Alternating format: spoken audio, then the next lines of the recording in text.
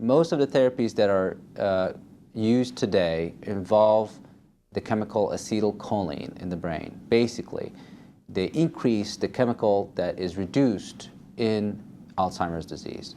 And by doing that, they reduce the progression of the disease over time.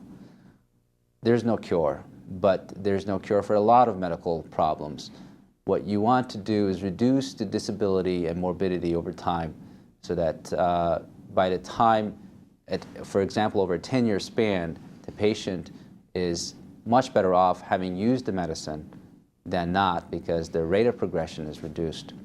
And there are new medications coming out every day. The most current one is called memantine, which works on a different receptor in the brain than the traditional therapies. And of course, there are behavioral therapies for depression and psychosis and violent behavior and such, which involve a multidisciplinary approach involving psychiatry, neuropsychology, and physical therapy. Therapeutically, there's now work on gene therapy, where you inject, for example, a gene into the cell that reverses the misprocessing of protein. And there are medications that, again, increase the concentration of chemicals that are reduced in the brain, such as acetylcholine.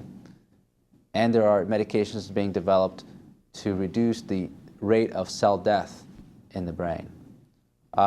So in the next 20 to 30 years, we'll have much better understanding of how to diagnose it early so that, again, we can attack it early, and by doing that, reduce its progression.